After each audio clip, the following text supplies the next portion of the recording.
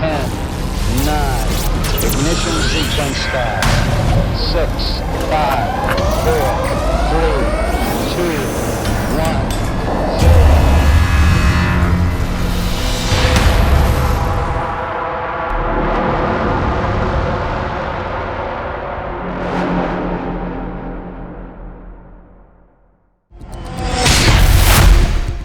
Conspiracies, legends, and myths have consumed curious minds for decades. From the outlandish to the plausible, and even the provable. The Bermuda Triangle, the lost city of Atlantis, Bigfoot, the Loch Ness Monster, the Illuminati, the moon landing hoax, the Roswell incident, the paranormal, the Kennedy assassination, Area 51, alien abductions, and the truth about UFOs remain the most popular and debated in today's culture. While many of these topics remain unproven, new light has been shed on a few over recent years, bringing us closer to startling truths, such as the USS Nimitz account of supersonic UFOs captured on video, released to the public in April of 2020.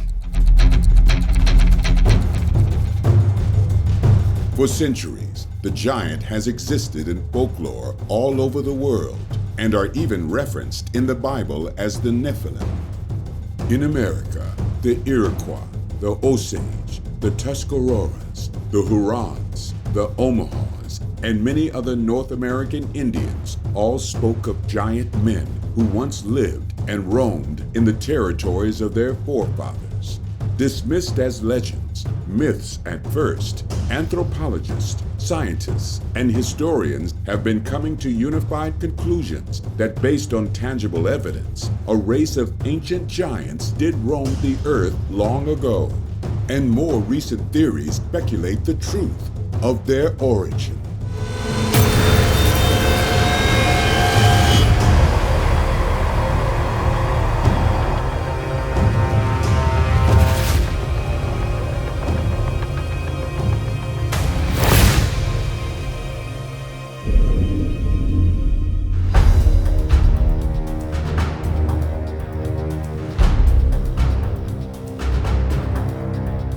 Around the turn of the 19th century, there were hundreds of reports from reputable sources of giant skeletons unearthed from ancient burial grounds from across America.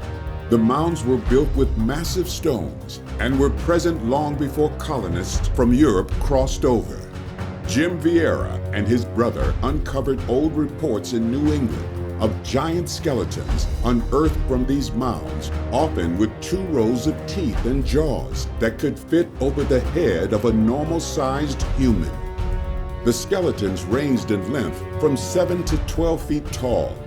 Jim and Bill Vieira have made it their mission to explore the mystery behind these mounds and others, where there is documentation of unearthed skeletons, often of gigantic proportions. Much like the early explorers, Jim and his team investigate the ancient sites of New England, gathering evidence and study of pre-colonial locations. They have discovered many sites not on any map and contributed to the knowledge of these historical monuments. The story of giants is interwoven into myth and religion and essentially the landscape of different countries around the world, like stone structures like cairns and all kinds of megalithic sites have legends of giants. Religious documents talk about giants as a historical fact. You have secret society literature like the Rosicrucians and Freemasons and Theosophists who firmly believe it's a historical fact. You have the Sumerian Anunnaki, and then you have Jack and the Beanstalk and giants like Paul Bunyan interwoven into the collective unconscious. As well as Jim's team, other noted writers and scholars on the subjects of giants have studied the giants of America, including Andrew Collins, author of Göbekli Tepe, Genesis of the Gods, and the Cygnus Key, the Denisovan Legacy. Well, in the 19th century, it became obvious that many Adena period mounds, as well as those from other periods and other cemeteries and burial sites, contained the skeletons of human beings that were of quite exceptional size, generally in the range of between 7 and 8 feet. And this was something which you could have put down to gigantism if there were just a few of them, but there were hundreds, if not thousands of them. When you talk about a giant, it's not only controversial, it just seems totally improbable if you were to talk to an anthropologist or an archaeologist. It seems to be the case that the giant individuals can be seen to be 7 feet and upwards. I mean, quite clearly, there's those that go from, let's say, 6 feet to 7 feet. But if we ignore those as just exceptionally sized individuals with no extra special meaning, it starts to become interesting when you find that a large number of these giant remains are very clearly of individuals of 7 feet and upwards. And these we find all over North America, from California to West Virginia to the area of the Great Lakes region. So it's a pretty universal discovery of these remains, and therefore we're looking at a human population that must have existed in the past right the way across the entire North American continent. We've uncovered probably over 1,500 accounts from a series of documents, scientific literature, academic journals, town and county histories, newspaper accounts of 7, 8, 9, and even taller skeletons that were just measured like a stationary object, specific measurements of femur bones, skull circumference by scientists of the time. In fact, the same finds occurred in the 60s and 70s by university-trained anthropologists as well, finding over 7-foot skeletons in Kentucky, at the Dover Mound, at the Cresap Mound in West Virginia, at DeSoto's Cave in 1963 by a University of Alabama archaeologist, a jawbone fitting over the face, an over 7-foot skeleton.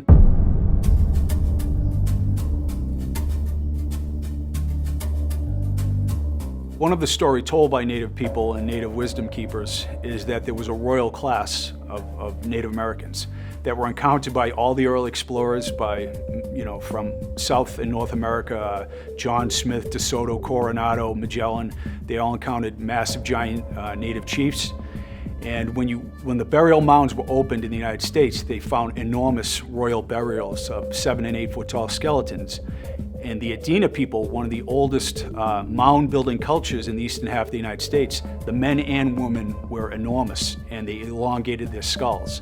And there was this royal class of these like benevolent temple priests, if you will, that were the spiritual leaders of Native people all around the country. There are not just giant remains found in North America, but also many different legends and folklore relating to the presence of these giants. Many of them were said to have been red-haired. Many of them were said to have lived in remote mountain-like environments. Many of them were thought to have supernatural powers. And it was even the case that some were said to be cannibals. Yeah, at this point we have almost 1,500 individual accounts in scientific journals and newspapers of these giant skeletons. And a giant skeleton is basically anything over 7 feet. It ranges all the way up to the 11s. The first one we found had the anomaly of double rows of teeth. We don't know what that means. They said it was head as big as a peck basket, pretty big dome, 8 foot tall, washed out of a bank. I would say there's probably close to 100 out of those 1,500 reference double rows of teeth.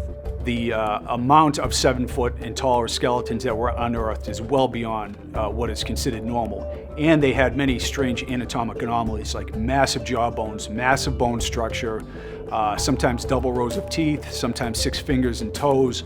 Like in the Bible, the giant of Gath in Samuel 21:20 has 6 fingers and 6 toes. Some cases where the giants very specifically do have 2 sets of teeth, both in the upper and the lower jaws. It could possibly be either a genetic trait of the giants or some kind of mutation based upon their hybridization, perhaps from one type of archaic human to that associated with human beings. In other words, this is a genetic disorder that's caused through the mutations of the hybrids. One of the major mysteries about the bones of the ancient giants is the fact that many have double row of teeth and 6 fingers and toes. The evidence for this is in petroglyphs, as well as the skeletons dug up throughout North America and the world. This indicates the possibility of another race that predated the indigenous First Nations tribes, perhaps a race that lived before the Ice Age or floods. Double rows of teeth is an anatomic anomaly that was mentioned all around the country in association with these giant finds. In fact, the first account I ran into was in the town history of Deerfield, Massachusetts. An 8-foot skeleton with double rows of teeth was found and examined by Stephen Williams, a local anatomist, and recorded by George Sheldon. But you find that all around the country, buried in these obscure texts. The various cultures collectively termed mound builders were thought to be inhabitants of North America who during a 5,000-year period constructed various styles of earth and mounds for religious, ceremonial, burial, and elite residential purposes. These included the pre-Columbian cultures of the Archaic period, Woodland period, and Mississippian period dating from roughly 3500 BC. The construction of the Watson Break to the 16th century and living in regions of the Great Lakes, the Ohio River Valley, and the Mississippi River Valley and its tributary waters. In America, in the 1800s, the mound builder myth was created to justify the displacement of native people and the taking of their lands. The theory was that another more ancient race built the mounds of ancient America, and the natives killed them off. What the natives actually said in their oral traditions, recorded by ethnologists and missionaries, was that the tall ones showed up from a lost land after a great flood and joined with them and guided them in mound construction. These beings were described as giant-sized and possessing supernatural abilities and anatomic anomalies such as elongated skulls and 6 fingers and toes. This same story is found in Samaria, Peru, Mexico, China, the British Isles, and other locations around the world.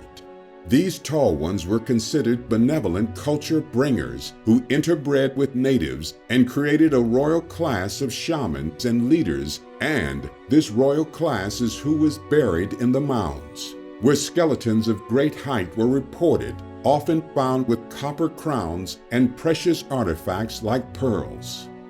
So you have this ancient notion of a parent race, if you will, that was polydactylous and giant, and is portrayed not just in myth and legend in documented Sumerian and biblical texts, but also in the iconography of the statues itself around the world, the most ancient ones. Beings with 6 fingers and 6 toes who were often giant, who may have interbred with humans.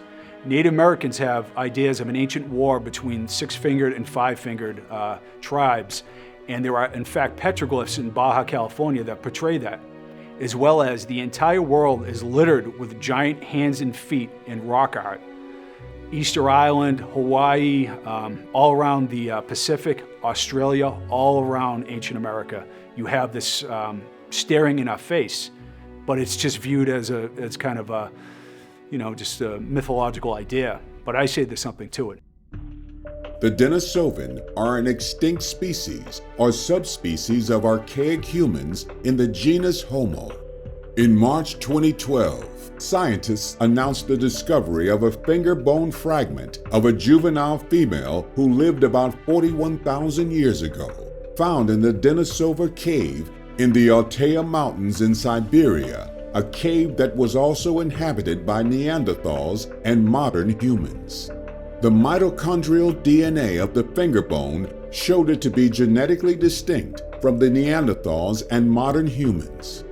A 2013 comparison with the genome of another Neanderthal from the Denisova cave revealed local interbreeding with local Neanderthal DNA, representing 17% of the Denisovan genome, and evidence of interbreeding with as yet unidentified ancient human lineage. Denisovans and Neanderthals split from Homo sapiens around 744,000 years ago and diverged from each other about 20,000 years later.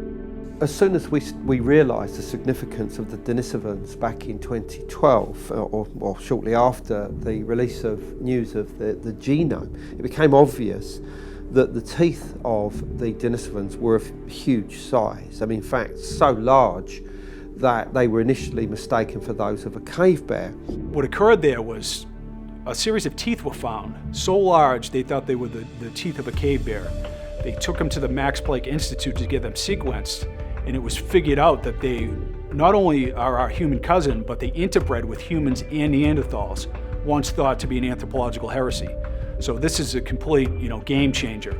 And there are other osteological evidence that's been found, like a huge skull fragment, that's indicating we have a giant human ancestor who looks like they might have been part of the giant story who interbred with humans. I believe that the giant skeletons of North America are the descendants of human Denisovan or human Denisovan, possibly even Neanderthal hybrids that reached the Americas at a very early date, possibly 20, 30,000 years ago, and survived in the continent right the way through to the Adena period during the first millennia BC, and possibly onwards through until the time of first contact, the beginning of the historical period in the 15th, 16th century.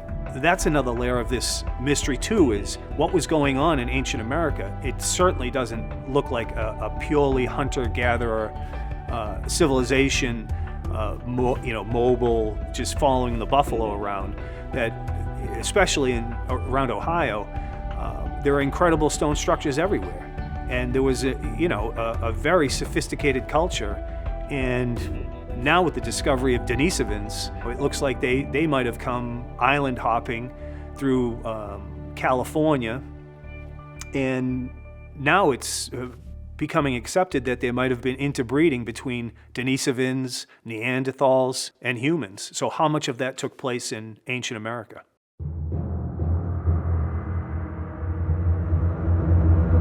Early explorers and archaeologists often found giants when digging for artifacts in the Americas. Paxton Hayes, an archaeologist, made several astonishing discoveries in Sonora, Mexico, including skeletons 7.5 feet tall, as well as giant skulls. Many of these artifacts were destroyed. However, there could still remain ancient evidence of giants in the area. There's a couple sites that have really stood out to us. One is the Lost City of Giants of Sonora, Mexico. Now, in 1930, the explorer Paxton Hayes found the Lost City of Giants, and he took pictures of it. He found 34 mummies in between 7 and 8 foot tall. He was greeted at the White House, where he delivered snakes to the zoo in Washington and met with Smithsonian scientists about his finds. But his ideas were not accepted, and he lost his funding. But he continued to research this for 20 years. And we interviewed his son, Carlos Hayes, and we have friends in the Chihuahua area near the Sonora, Mexico region, and we are trying to locate this Lost City of Giants. Almost 100 of these accounts now reference the bones being sent to the Smithsonian. So the Smithsonian claims that the largest skeleton is, I think, 6'3" or something like that. So what is the mystery of these bones supposedly being sent to the Smithsonian? Now, all these accounts, they're in like your local newspaper. They talk about the town was abuzz, and the town doctor measured the skeleton, and it sat in the assessor's office, and everybody in town went to look at it. How could you write that story in your local newspaper? What would people say about that? How could this not be, there be truth to this? In fact, there is quite a violent reaction amongst the academics when you talk about giants. You're ridiculed, you're denigrated, and marginalized, and it's rather infantile. There's a juvenile taboo associated with this for no good reason. Throughout the search for physical evidence still available today, the involvement of the Smithsonian Institute and actions they have taken in the past always emerges.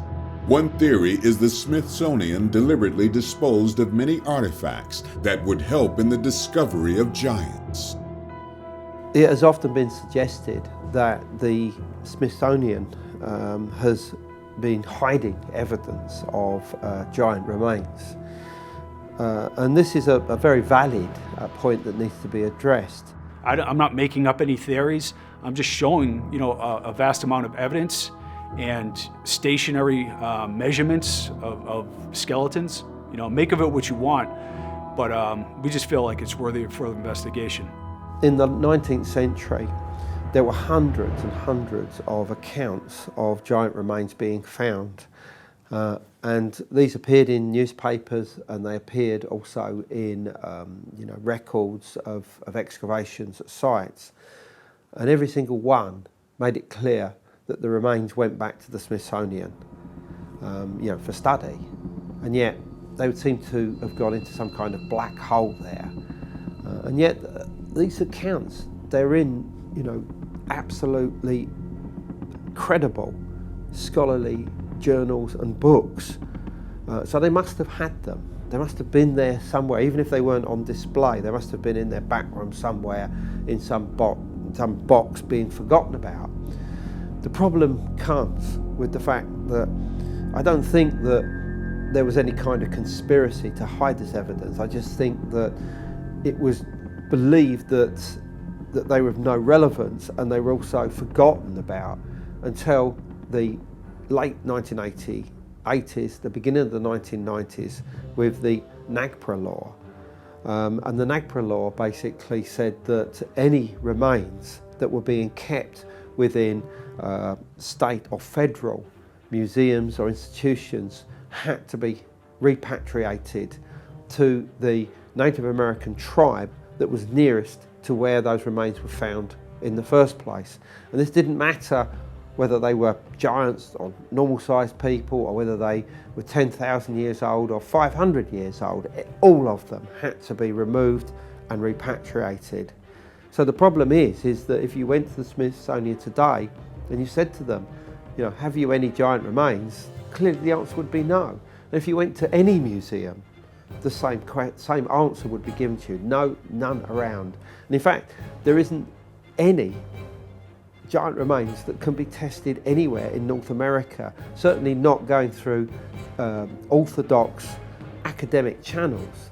And I know for a fact that there are various archaeologists out there that are just dying to get their hands on a giant bone or a giant tooth that they can extract the DNA, possibly do the genome, and to find out who these individuals were, whether they are linked with the Denisovans or the Neanderthals, or whether they are just, oversized human beings, Homo sapiens, or perhaps even that they relate to a previously unknown archaic form of human that survived through to the historic period. So until this happens, we cannot go anywhere with the DNA. We can only but speculate on who they are. The Smithsonian comes up a lot when you talk about giants. There's a lot of controversial ideas. They have the secret vaults of skeletons, giant skeletons, and all these types of things, and they've covered up evidence. And I would just say to that, I don't trust institutions and corporations as far as I could throw them, but when you have independent researchers working all around the country, there's no vast conspiracy there, but I believe agenda and the human ego is the conspiracy, where these ideas are not accepted and they're not looked at through any favorable light. The Smithsonian was out buying these skeletons. There's one, the San Diego giant, the Smithsonian in the late 1800s paid $500 for. I don't know what that is in in present day money, but it's a lot of money.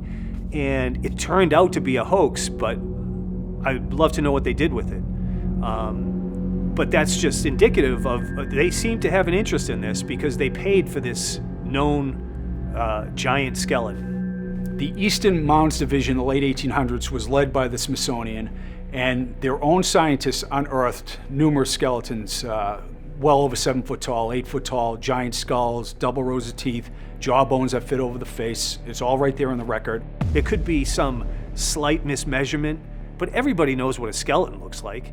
When it's laid out on a table, you can't turn a 5'4" skeleton into an 8 foot, 9 foot giant. The Smithsonian was shipped enormous skeletons, over 8 foot tall, over 9 foot tall, And then they claim that the largest one they have is a Sioux Native American that's 6'3" with acromegaly, a disease condition.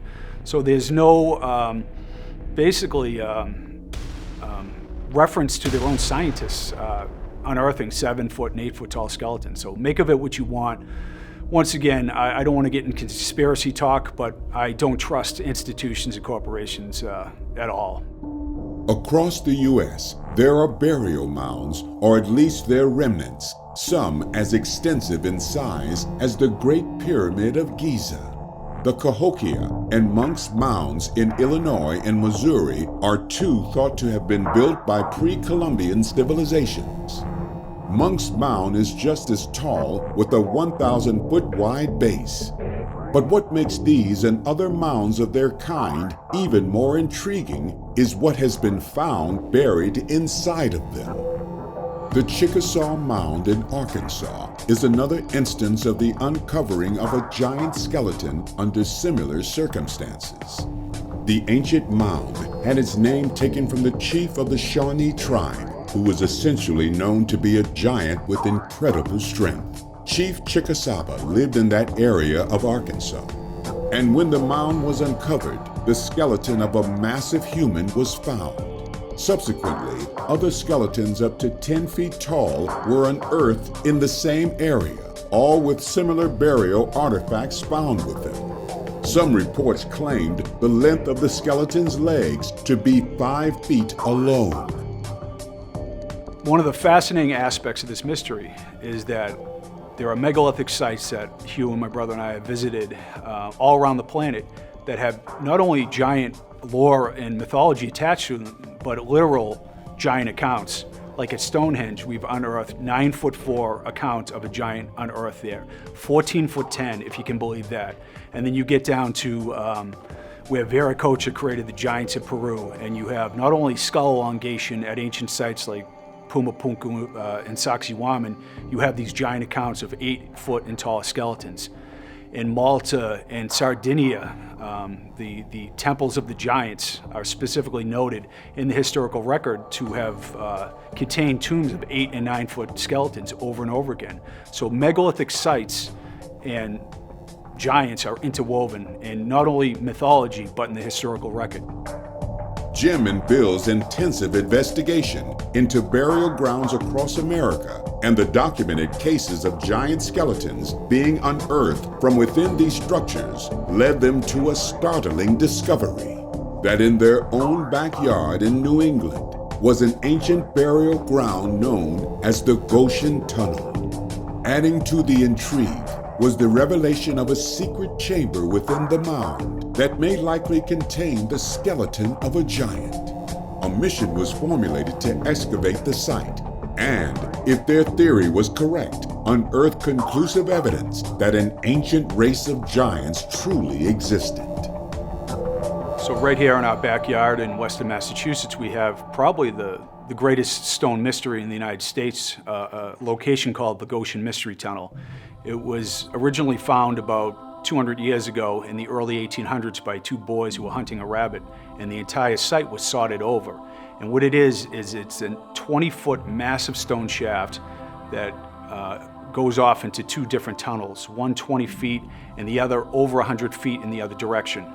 And it might have gone further in the past, we don't know, but it's down about 20 feet below. So it was this massive construction that occurred right at the time of colonists showing up, if it was done by colonists. And we believe that it may be an ancient burial because it lines up with all these ancient tombs that were found in the area that are listed in Smithsonian ethnology reports. So our focus is to find this lost chamber that is associated as an offshoot from this main mystery tunnel. That there's this thing called the Goshen Mystery Tunnel several miles from my house, and I'm a stonemason, and I'm looking into these stone structures and then find out about the Goshen Mystery Tunnel.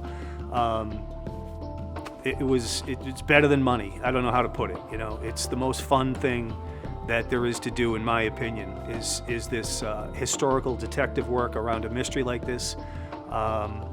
So it was a massive undertaking for no known reason.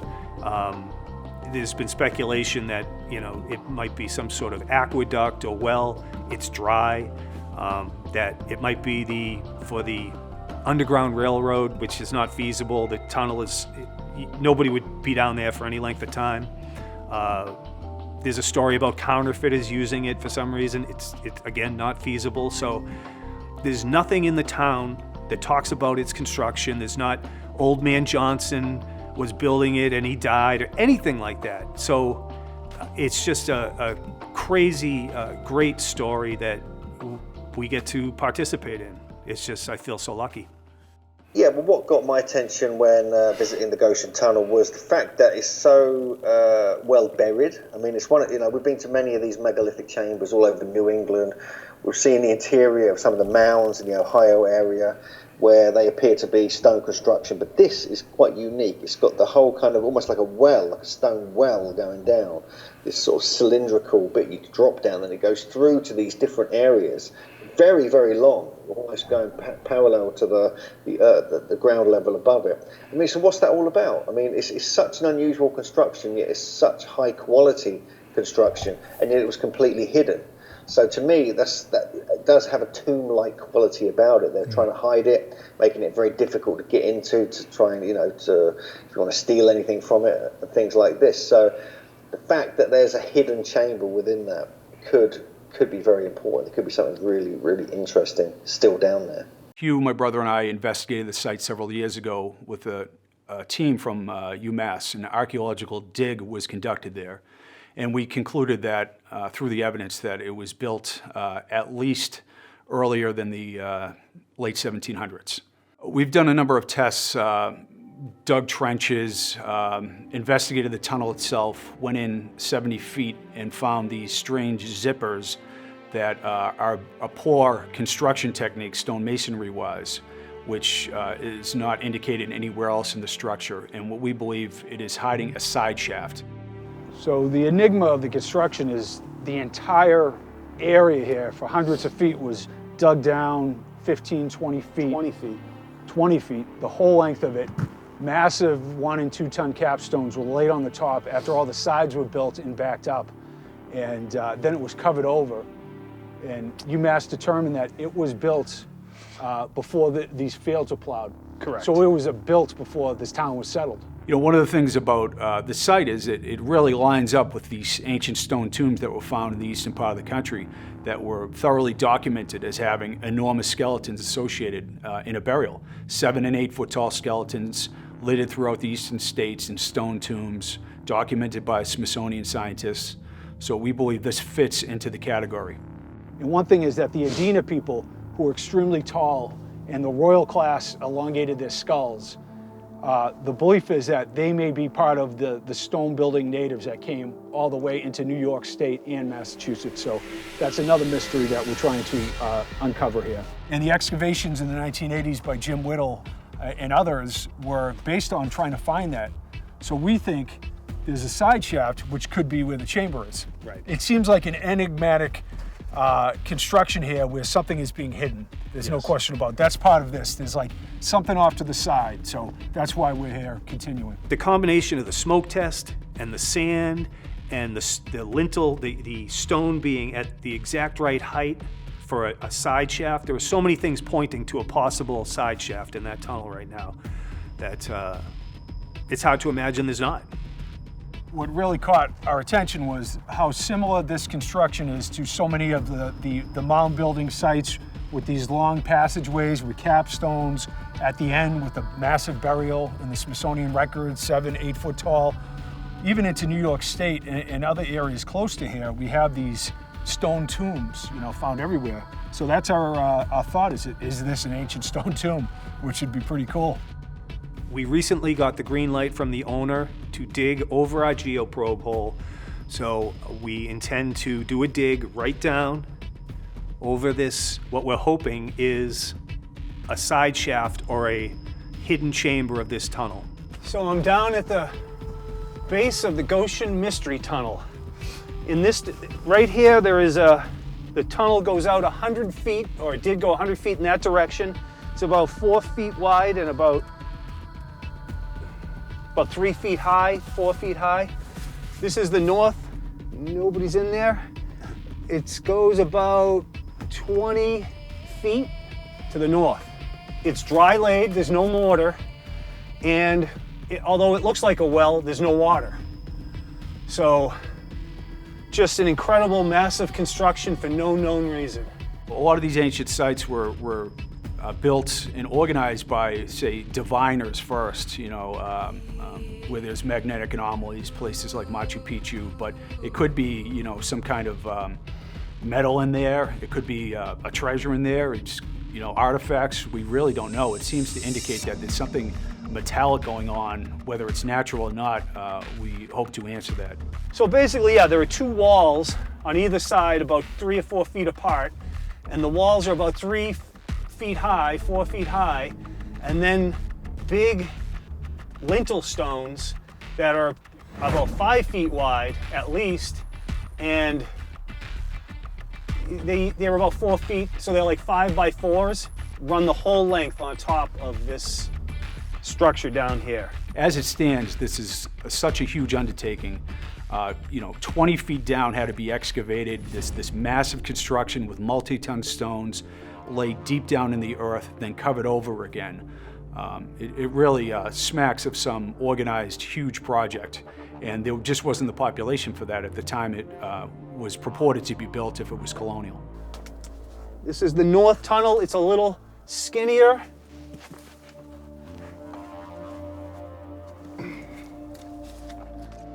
Another strange aspect of the tunnel is right where we believe there's a side shaft, there is a strange magnetic anomaly.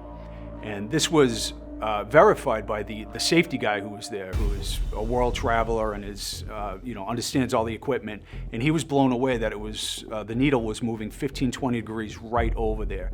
And he kept going back and forth and showing us. So it wasn't our wishful thinking, it was a seasoned professional telling us that there was a strange magnetic anomaly right on top of where we believe this chamber is.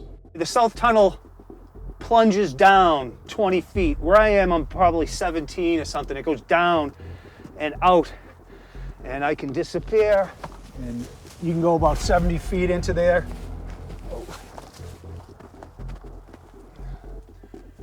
We use the quarry that's only a couple hundred yards from this site. So this stone is plentiful around here, but still you'd have to find all those pieces. I mean, there's hundreds of lintel stones in this construction. And bring them all to the site. You'd have to bring them to the site. We capped the tunnel entrance with plywood and pumped smoke into it. And the smoke traveled along the gnome tunnel, which is underneath me right now, and goes out in that direction. And this is where we think there's a side shaft.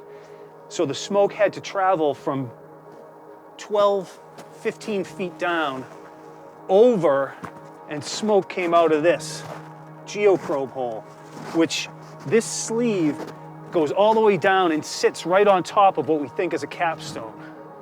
And if there's not anything there, then that smoke had to travel through solid clay to get all the way over here and come up, which I just can't imagine doing. There was also the drafty cold air and the chemical smell of the smoke coming through the pipe too. Yeah.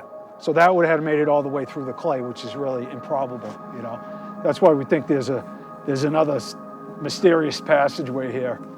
That there's some hidden chamber. Some hidden chamber or side passage to the Goshen Mystery Tunnel. Many different points of evidence are all telling us that there's something down there.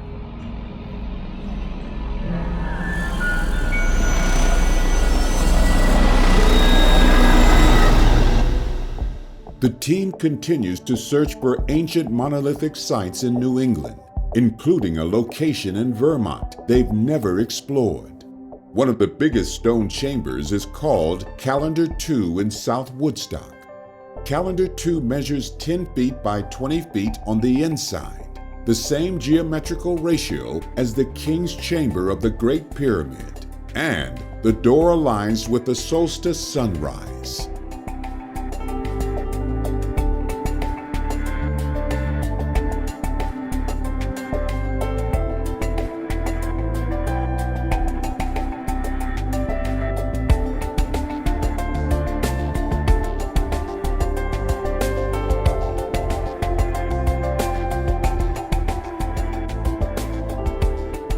at these. These are huge. These go all the way across there. Every one of them does. There's 7 of them. And they go deep in, like 14, 15 feet long. This is amazing. It's funny, I always thought that they'd be like schist or granite, but these are all Salacious limestone. which around in New England, people prop these up in their yard and stuff because they're anthropomorphic. I have one in my garden, we call it the fish rock. And you would have to go hunting to find these. Mm-hmm. Yeah, they're kind of a rare thing. There's some big stones in there. Yeah, look at this. Look at this bottom one. There's strange carvings on it as well. This could be done later. And there is supposed to be, according to Barry Fell, some kind of runic Ogum or something like that. Carvings in there somewhere. But what is modern and what is ancient is a big mystery. It's new. We've got stuff down here. I should say that one's the biggest one. Yeah. Yeah, that is huge. There's all the way across. So, but even like, this is quite an engineering project. Like, these stones. Yeah. I imagine, looking at it, the way it's on the outside is you put the stones in, you start building up, and then you build yourself a ramp to get these big ones on as you build up. And then once you have all your walls done, you know, you can start with one lintel and then work over the top, dropping them down all the way across. But sourcing them is the problem. Is like they're so rare to find. This long, right? Yeah, this shape and this material. It's like, how do you source them? Yeah, it's rare to get like 10 or 12 footers that you could put in something like this. So they probably have to bring them from a distance to make this. Who could have done it? Them. So we also have these unusual features just to the side of the chamber. We have this large megalithic block in this kind of pit, which is clearly being carved out of the ground. And I would imagine there are stones all around the edge. There's the main chamber there. Over here is the most impressive one. If we look at this, you can clearly see, once you go down in here and have a look, you can actually see that this, not only does it have many stones in it, you can see the chamber there in the background, but look at this, all around here you've got big blocks just making up a wall of like an interior space, like that goes underground. And this goes all the way around. It's probably like 40, 50 feet wide, square. Can't get above it really though because of the trees with the drone or anything, but still worth noting here. And some of these stones are huge, absolutely massive. If you go over here, you can see these ones here. And this was probably all completely covered up when this was first people came to live here in the early 1700s. Clearly, this is a very ancient megalithic complex, not just the Calendar 2, not just the chamber there, but actually the entire hilltop. It's like a hill fort. Massive megalithic block just there. Absolutely incredible. So this is, and then you get the walls going all the way around the edge, which are thought to be massive hexagons stretching across the landscape.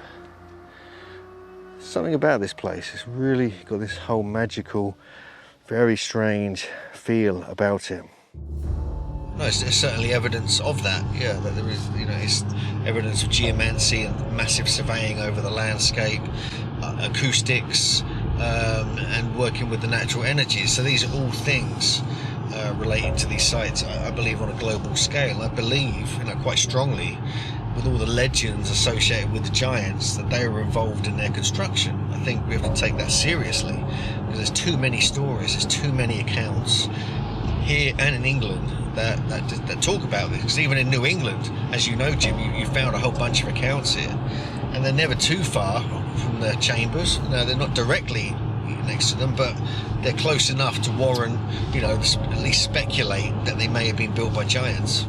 an account in Vermont of a stone mound, a stone cairn that an over 7-foot skeleton was found, which is very interesting.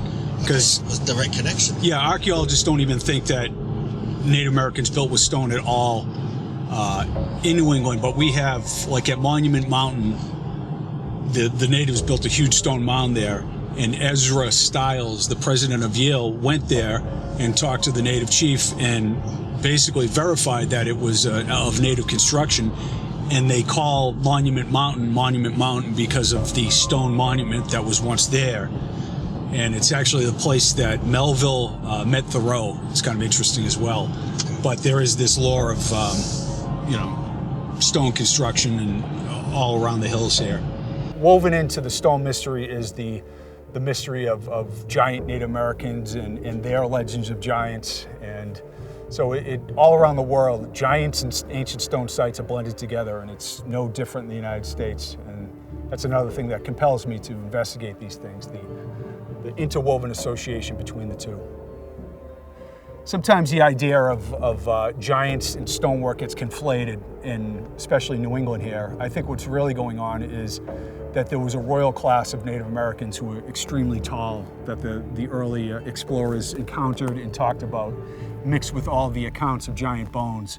So I don't want to, once again, conflate the case and say a giant built this. I think giants are part of the story of Native Americans and their construction and the reasons they built certain things like earthen mounds and stone structures. We're in Holly, Massachusetts, investigating a stone mystery in the form of a serpent wall. It's a wall that meanders over a glacial erratic, and there's a very big head of a serpent perched on the end of this erratic. We thought it was a cool mystery. If it wasn't supposed to be here, what is it?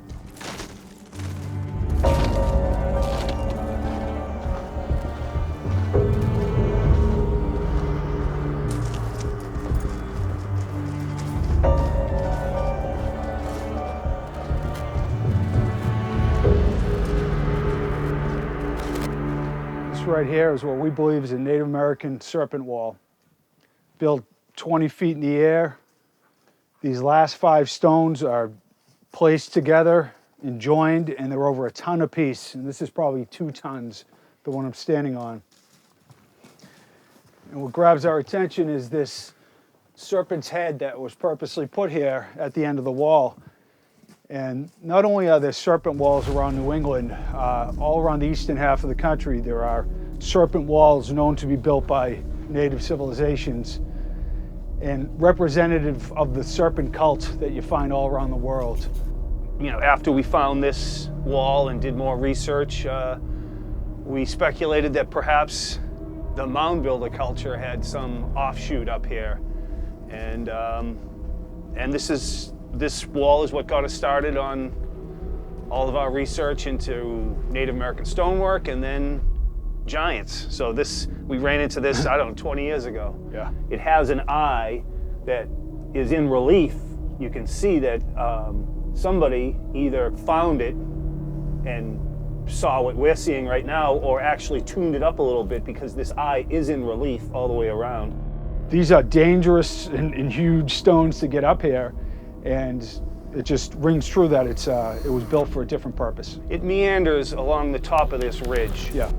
And so it's probably a couple football fields long. There's no question that there were 6 to 9 foot tall Native Americans in the population of the people that built this. All around the hill towns, there have been giant skeletons found. If you want to get mythological, the serpent cults, the serpent priests all around the world, the Veracoches, the beings who showed up after the flood were associated with the serpent iconography and indigenous wisdom. And they were portrayed as the tall ones. And you have that in native cultures in North and South America, but you have it in Samaria, in Europe, and all around the world, Peru and South America. The feathered serpent, the wisdom keepers who taught advanced mathematics and things like that are associated with serpent cults and giant rulers. So make of it what you want, but they're all blended together, all these concepts. Among scholars and archaeologists, there is a speculative theory about the true origins of the giant species. The Olmecs were the first major civilization in Mexico, whose massive carved heads spawned the hypothesis that some of the ancient gods were actually astronauts. Noted authors and experts have connected the ancient Sumerian and others with the Olmecs and extraterrestrials. The theory maintains that the space aliens came to our planet and helped shape ancient civilizations. These extraterrestrials had elongated heads and oriental facial features. Statues and other artifacts found at Sumerian sites indicate that some of the inhabitants in the area had elongated heads and coffee bean eyes. These relics are thought to give the impression of a reptilian presence and are today called by archaeologists serpent priest or lizard representations. Were they human or were they extraterrestrials? Skull elongation is this strange activity where the child has their skull cradle boarded or bound, and it occurs all around the world, in Egypt and Peru, France, and the thought is that they're trying to emulate some ancient race of people. There's a lot of controversy around this subject and DNA testing of the Paracas Peru skulls, but that was occurring among many Native American tribes like the Choctaw and the Adena people. They elongated their skulls. Yeah, one of the prevalent ideas is that Homo sapiens were created by an alien race. It's clearly noted, it's shown on the reliefs in Egyptian temples, humans being created on a potter's wheel. You have these gods that showed up after the flood that are represented all around the world that created Homo sapiens, like in the Bible, from clay and genetic material. You have the giants being created by these gods. It is ubiquitous around the world, and the strange and specific nature of it really I find quite fascinating. Honestly, I gotta say that associated with polydactylism, 6 fingers and 6 toes, are these ancient beings that are portrayed as aquatic and androgynous, that show up after the flood and restart civilization. As strange as it may seem, you have Oannes in Sumeria, the fish god with the man bag. You have Fu Xi in China, who teaches the arts of civilization, advanced geometry, and the I Ching. You have the androgynous Viracocha in South America, who restarts civilization once again after the flood.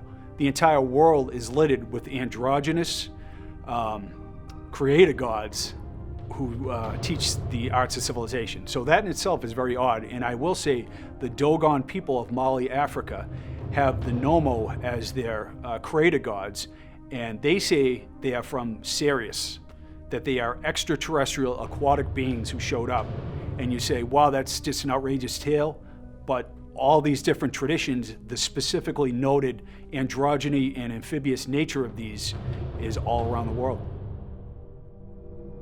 Jim and his team continue to study giants in America and worldwide. One aspect that surfaces is fake images and doctored photographs that appear on the internet. These fakes often turn away scientists who would study the mystery and often add to the noise that is prevalent in any scientific study. Every day, it seems, there's some new, it's a Denisovan discovery, or in South Africa there's some discovery. We have all these accounts. When you lay them out, you talk about all the different ways that people try to debunk this story, and then we have newspaper clippings that debunk the debunkers, that they talk about this would be, they're just trying to sell newspapers. So many of these accounts, it's just like this tiny little blurb about yesterday in Youngstown, they dug up a 7-foot skeleton, and that's it. And it's on page 18. Why would you put that in there if it's not true? And it's easily found out. So, they talk about mastodon bones. Oh, these were all mastodon bones. These are burials. I just feel like with these 1,500 accounts, all the new information that's out there, that Occam's razor is with us now. And that this story is totally plausible. It doesn't have to be Jack and the Beanstalk and some 50-foot giant. These are just humans, a race of humans that might be 7 to 12 feet tall. You have this interwoven narrative in ancient civilizations about giants and the gods and who was worshipped and who created us. You know, the giants were supposed to be creators, and they were also portrayed as being created by other gods that were androgynous, like Viracocha. And you have this all around the world, the same strange and specific and ubiquitous nature of these stories. It's not just myth and legend, it's oral tradition, it's secret society literature, it's religious documents, and historically verified information as well. All these ancient sites tell the same stories, whether it's an isolated Pacific island or Australia or the Middle East.